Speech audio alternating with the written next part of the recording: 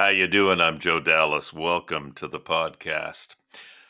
Well, Solomon said hope deferred makes the heart sick. You know how that plays out. You hope for something for so long, and then you think you're about to get it, and then you're disappointed, and then you hope again, and you're disappointed again. And after a while, you're just like, oh, I don't want to hope anymore. It just hurts too much. I'm just going to assume that I'm not going to get what I want. It ain't going to happen. And it hurts less to just accept that than it does to keep hoping and getting kicked in the teeth. You know, a lot of people have felt that since 1973. In America, we greenlighted the abortion industry with the Roe v. Wade decision.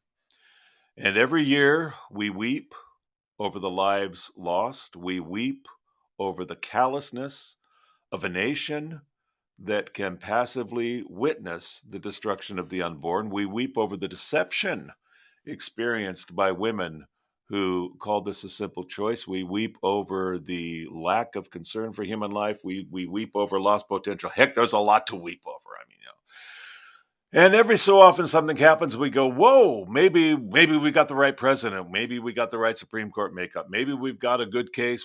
I don't know. And then, guess it didn't happen. So, hey, we're there again. Now we've got a case that is possibly going to open up what many people believe could be the overturning of Roe v. Wade.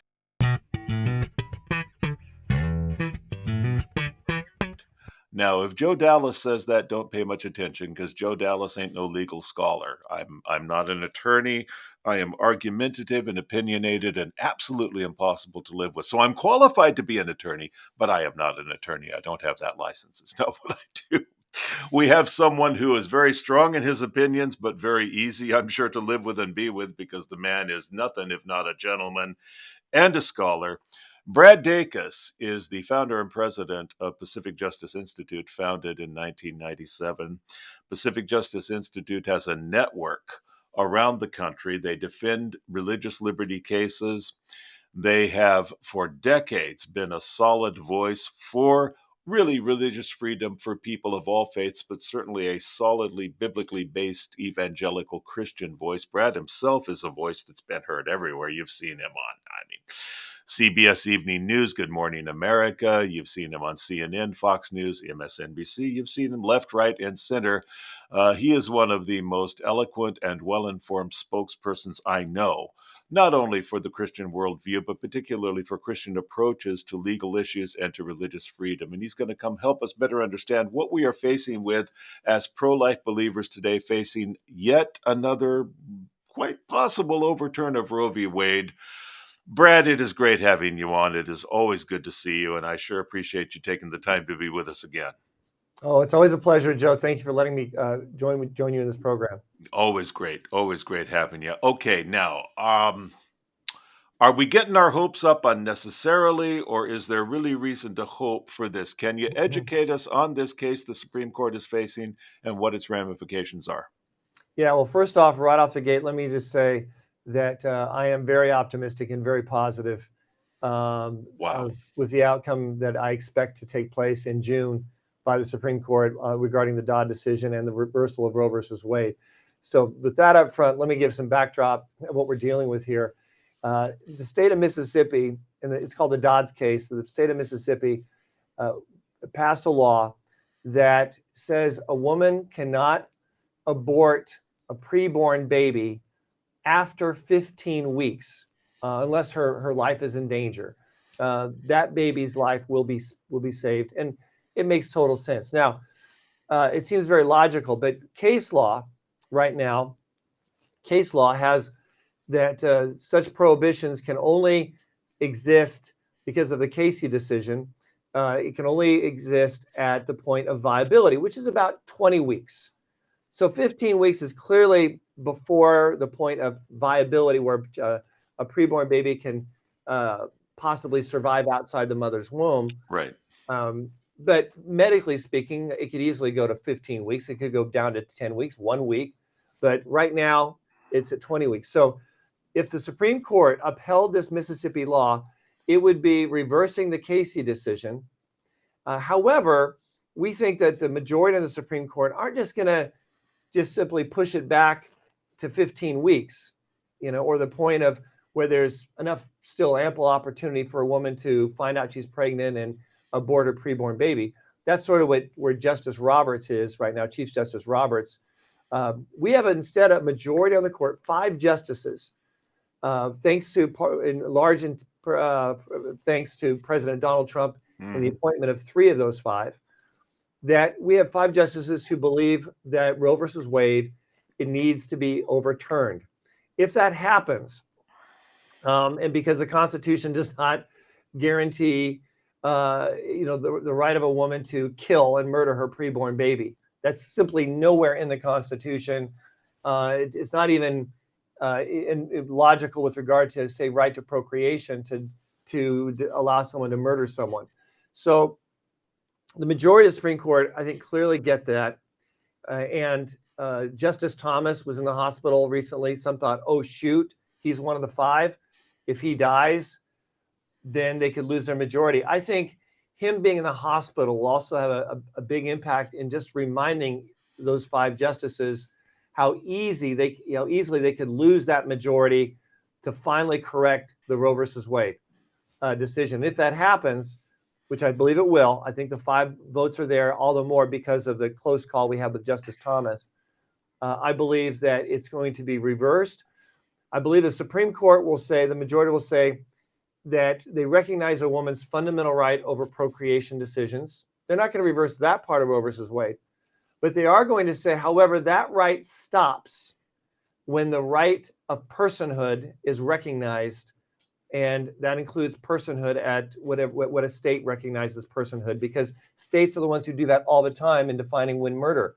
When is there murder? Is murder at after a baby is born? No, murder is always it's 7 months of development, 1 month of development. It depends on the state. So that's always blown me away, by the way, that contradiction. It's never made sense. Oh yeah, it how it's okay to do it if you decide you want to murder your own baby, but if somebody else murders your baby, suddenly it's murder. Yeah, and it makes absolutely no sense at all, because it's either a person or it's not a person. It's murder or not murder, irrespective of who is doing it. So it's going to be much more consistent when it's brought back to the states. The court's going to say, but when personhood is recognized, then that's where the rights of a woman of procreation stops, and the right to life of that person begins and needs to be protected. It'll be brought back down to the states. So abortion is not going to be made illegal. It's just going to be brought back to the states. Important distinction. Very important. Baby killing states like California, New York, Oregon, Washington, Illinois, that openly, unabashedly support and encourage the killing of the preborn babies, that's still going to continue. In fact, a lot of those states are even moving even more radically to even subsidize it and encourage it. Like California, to possibly pass legislation that will actually pay for women who need an abortion, who are in a pro-life state, to fly to their state, like California, pay for the hotel, pay for the doctor, pay for the abortion, even maybe pay for some of their lost wages. It becomes like an abortion sanctuary, abortion Disneyland, if you will. And so that we're going to have those states, but on the same token, we're going to have a number of other states, probably 2/3 of the states that are red states, passing laws, and they're already started passing them, that are protecting the right to life. We have some states copying what Florida did, or excuse me, what Mississippi's done with the 15 weeks limit. We have other states like Texas that are passing what's called heartbeat legislation that says, hey, when the heartbeat is recognized, which is like 6 weeks after conception, that's when the right to life begins. That's when personhood begins. Very logical. When a heartbeat stops, that's when life ends. When a heartbeat starts, when heartbeat starts, that's when it begins. When it stops, that's when it ends. Very logical. I think the Supreme Court would uphold that as well. And then we even have some states, I believe it's Arkansas or Oklahoma, that recently passed a law basically protecting life at conception. Conception, when the genetic blueprint of that personhood has been clearly defined. I think that's an interesting case as well. So I'm very optimistic moving forward. And that's why I'm glad we at Pacific Justice Institute have offices all across the United States, unlike any other legal organization of our kind, in these critical battleground states to help legislators passed excellent laws that protect religious freedom, parents' rights, but also the sanctity of human life and protection of the preborn. You know, you mentioned how precarious our position can be based on the Supreme Court makeup. Now, suppose that Roe v. Wade actually was reversed in their decision. And suppose then we lost the majority, say within another year to 2 years to 3 years.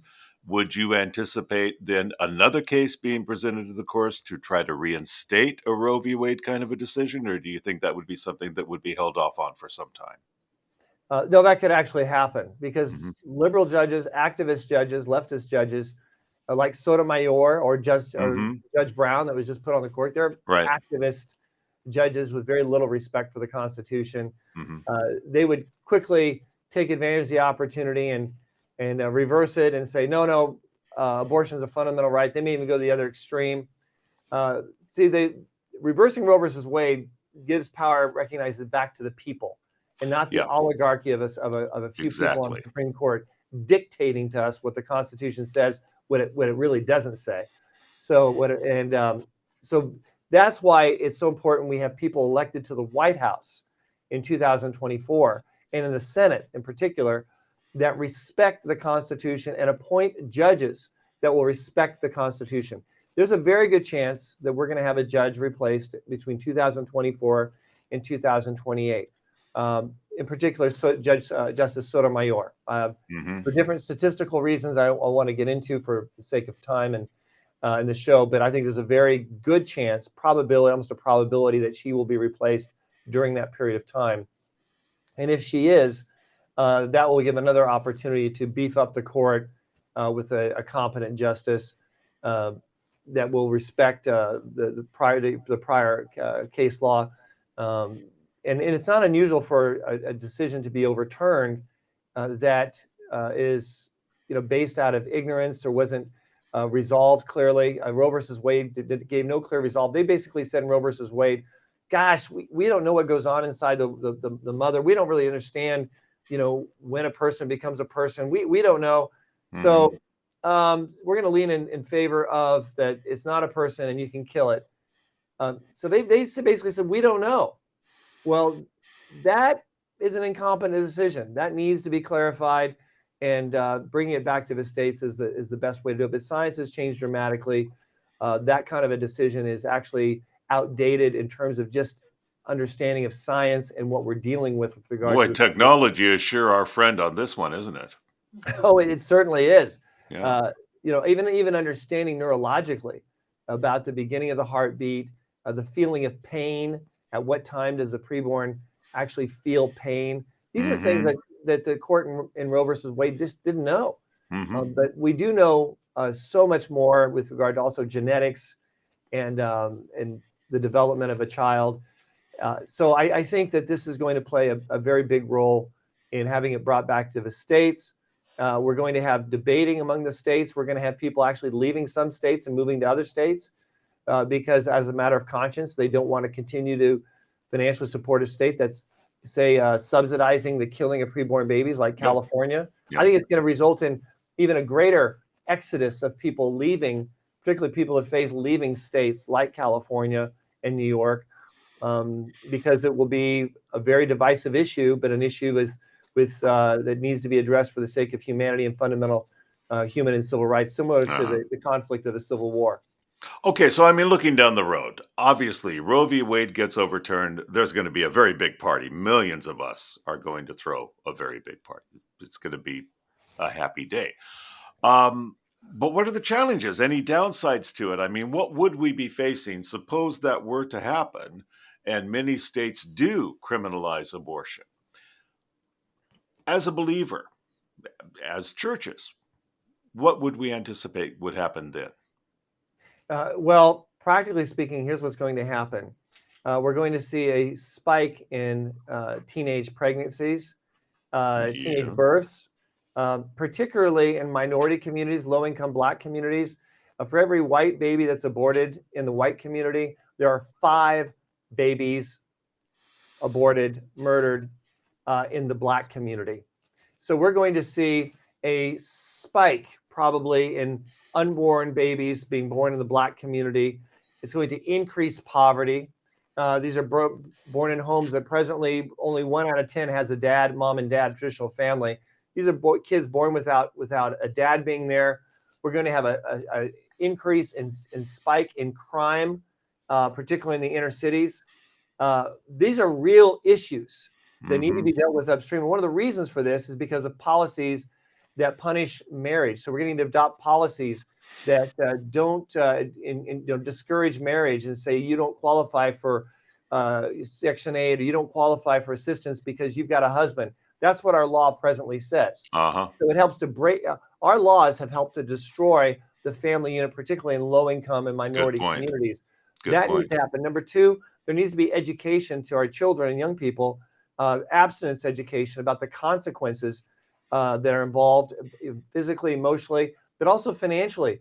The boys need to understand, you get a girl pregnant, this is what's going to happen to you for the rest of your life. A percentage of your salary is going to have to go to take care of those kids. Number three, we need to pass laws that make it much easier to hold fathers accountable financially so that they can't escape, and that require for women, in order to have these benefits, they have to be able to have the DNA testing done to identify the father, to hold that father accountable. Greater accountability, greater education, greater incentives for traditional marriage and for the family to stay together, and responsibilities. And then, of course, the role of the church for spiritual revival. These are policy things that need to be happening both spiritually and legally, to help deal with upstream what we're going to be dealing with, which is going to be a heavy spike in children and babies being born out of wedlock, and with terrible ramifications as a result of that, if we don't think ahead and responsibly as Christians. And that's something that both parties need to address. Yeah, well, there's going to be more life. There's going to be more problems. Obviously, we would rather have more life. If it's a question between should people be killed or do we let them live and deal with the problems that will come in many of their lives, yeah, we want life. But I think that's an important point. It's not all going to be roses if Roe v. Wade is reversed. It'll be glorious and it'll be a thing to celebrate, but it's going to bring a whole new set of challenges. Absolutely. Yeah, that is a hopeful proposition. Yeah, and people may say, well, maybe we should just have abortion then. Well, no, because women who have a child after having an abortion, the odds that are that child is much more likely going to be abused. So the answer is clearly not the killing of the preborn babies. It also fosters even greater problems moving down the line. But we need to address the sin issue. And you can't address that also without the gospel and the hope of Christ. That's what's transformed the Western world and made the Western world so prosperous in so many ways. We can't ignore that fundamental need in communities for revival, and for ministry, and for outreach moving forward. Yeah, I had a real heated discussion decades ago with a friend of mine who was a teacher, and we were arguing about abortion. And he was saying, "Hey, Joe, I see every day these kids who aren't wanted. I see every day these kids born out of wedlock. I see every day these kids whose lives are so miserable because they weren't planned and because the parents are so stressed. So I see the unhappiness that comes." And I said, "Would you rather they be dead?" Which pretty much ended the conversation. But I mean, obviously, again, you choose the complications of life over death. You choose that every time. That is something that I can feel hopeful about. Now, I feel nearly despairing, if I'm understanding this right, at something we're facing in California. There is a bill currently going through our state assembly.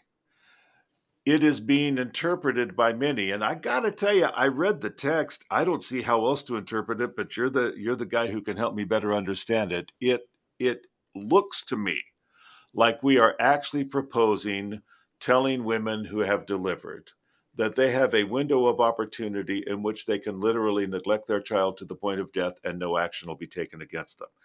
Am I oversimplifying that, or how would you clarify that proposed bill, and what kind of a future do you think it has?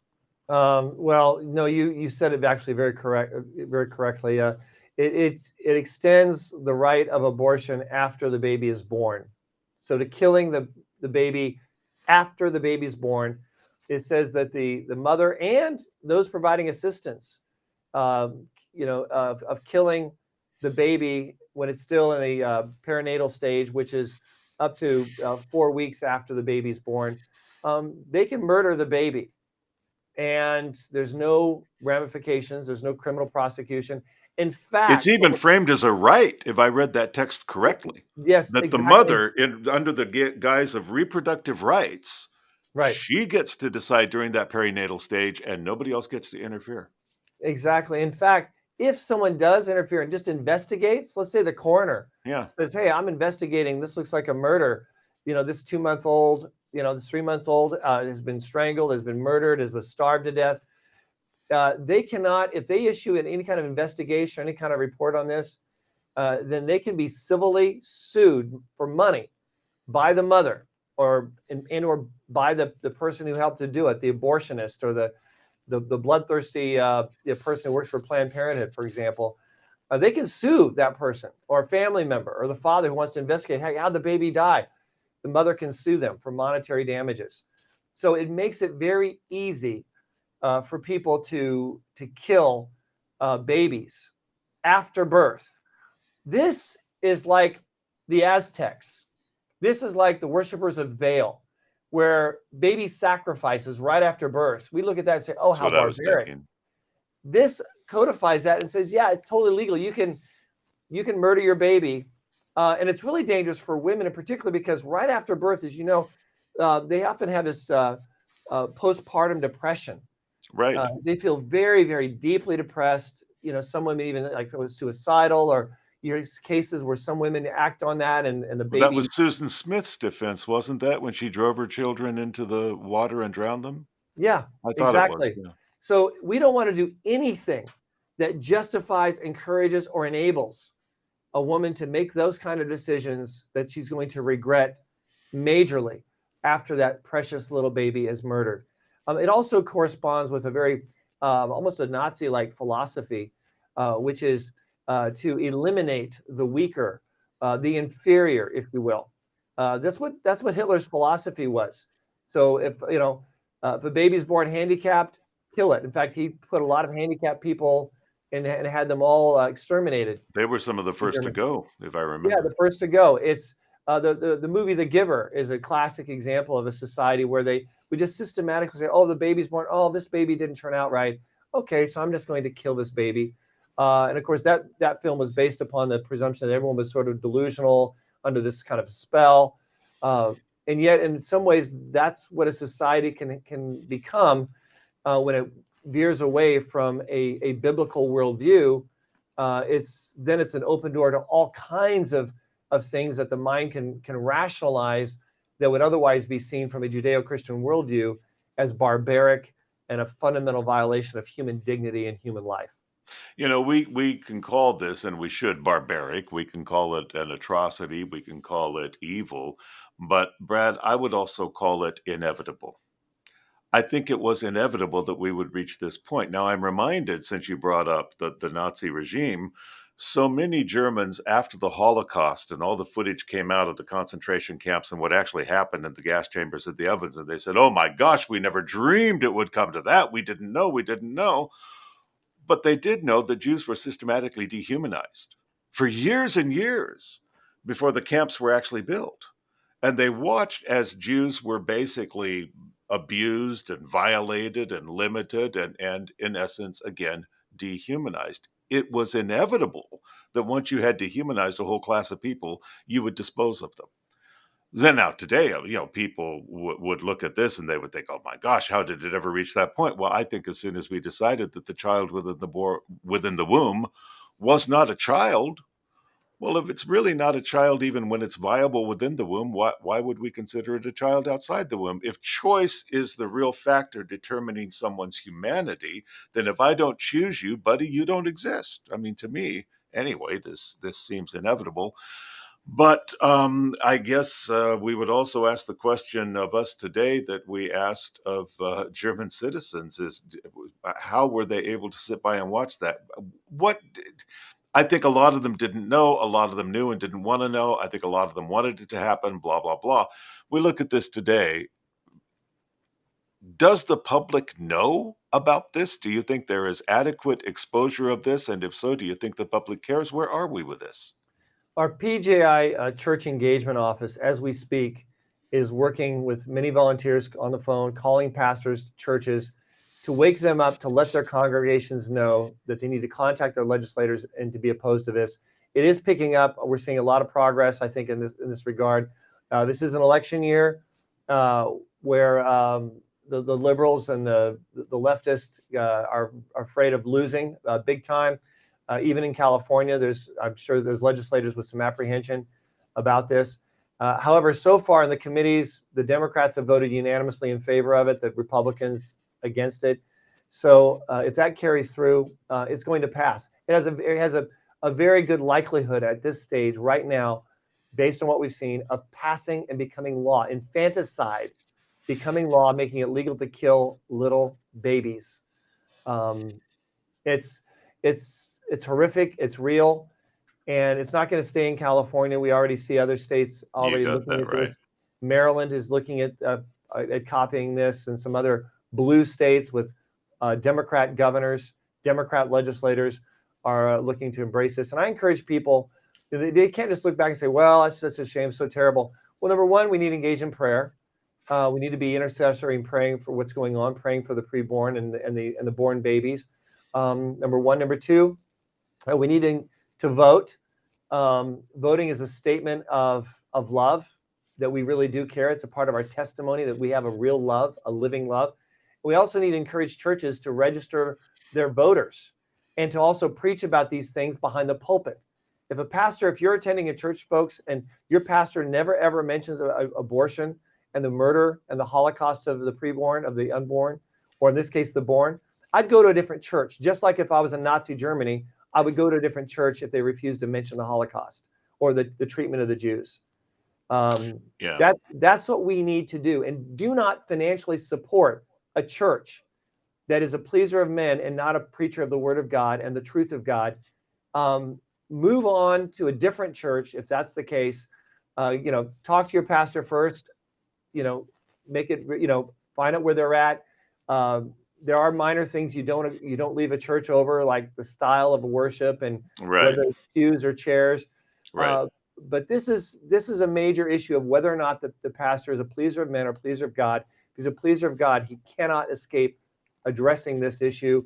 And also, I encourage churches who are biblical to have voter registration Sundays. Our office can help them do that. Our church engagement office is doing it all across the country. And so there's some definite things that people can do to make a difference. And of course, contact their legislator and let them know their opinion on the matter. Yeah. Back in 94, I remember going out to see Schindler's List. Cried like a baby. I don't remember ever crying in a movie the way I cried when I watched that. And I remember going home and really feeling as though God was saying to my heart, is that all you got? You're going to cry over this atrocity. Well, good for you. You feel better. But so what? Nobody's life is going to be changed, much less spared, because you're sitting there crying over this terrible situation. And that's what occurred to me when you were describing this earlier, is I'm sure a lot of our listeners are just thinking, oh, this is awful, this is horrendous, and fine, that's well and good. But the question becomes, is that all you got? What steps are we going to take actively, not just to protest, but to prevent also? Because now it is inarguable that we are talking about human life. The only good thing I can see in this whole disgusting situation that you just described is that at least we are admitting now that that's a life. We've been pretending the unborn is not a life because we don't see the unborn unless we're doing sonograms or what have you. But here we are saying now, we are brazen enough to say, yeah, that's a life, but we're still not sure whether or not it's fit to live. It depends on how the mom's feeling about that. And this doesn't allow for any passivity on any decent person's part, certainly not on the part of the church. Yeah, some good news is that America is now more pro-life. The majority of Americans polled are pro-life. This hasn't always been the case. Awesome. I agree. We're now more pro-life than we've seen in decades. That's fantastic. We at Pacific Justice Institute have helped pro-life counseling centers or clinics be defended and protected and opened up. And we do this for free all across the country in cases. And we even helped shut down a Planned Parenthood. and litigation. There's a lot of great things happening in this quadrant, but we need to take full advantage of it. We need to be outspoken, and the trend. This is one trend line that is actually moving in the right direction, and we need to take full advantage of it moving forward. And we at Pacific Justice stand by, ready to assist legally as well as on the legislative front, in not only states like California, but all across the United States. You know, Brad, that makes you a champion. It makes PGI, Pacific Justice Institute, a championship organization. We need the champions that are showing us how to fight. We need to do more than just admire you, though. Now we really need to lock arms with you. Best way to reach you is your website, and that is pji.org, and they can sign up to get our weekly updates, our Legal Insider updates.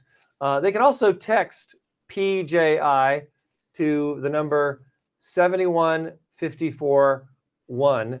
I remember this as a 71-year-old man having lunch with a 54-year-old woman, and there's a 1-year-old in the high chair. That's how I remember it. So if they want to text, they can do text PJI to 71541, or they go to our website, pji.org, and we have great resources there to serve so many who need help. That is terrific. You know, you gave us some encouragement today. You offered us some very rational hope on the one hand, and on the other hand, a good kick in the rear and a reality check. Thank you for all of that, Brad. It is always such a pleasure talking with you. Thank you for what you do, and thank you for your friendship over the years. It's great being with you again. Thank you, Joe. And great being with you again. Thank you. We're here every Friday. If you have not yet picked up the book this podcast is based on, that's called Christians in a Cancel Culture. That's written to equip you as a believer how to discuss the tough topics: abortion, racism, transgender, homosexuality, progressive Christianity, and how to discuss them from a biblical and a reasonable position. If you've not yet subscribed to this podcast, please, will you take a minute to subscribe? If you hit that bell and then in the comments section, let me know you subscribed. I'd like to thank you personally for that. And if you'd like to partner with us, we certainly could use your partnering. Why, just go to joedallas.com/giving, joedallas.com/giving. You can support this work, help us provide free content and conversations like the one we just had. Well, we're here with you every Friday. I will see you next week. Meanwhile, let's keep in mind what Paul said to Timothy about being a servant of the Lord. The servant of the Lord must not strive. We're not here to make a fight. We're not here to contend, but be gentle to all, apt to teach, patient, in meekness, instructing those who oppose themselves, if perhaps God will grant them repentance according to the knowledge of the truth. That's good advice there. Let's remember, when it comes to the truth, it is not just where you stand, it is also how you stand. Great being with you. See you next week. God bless.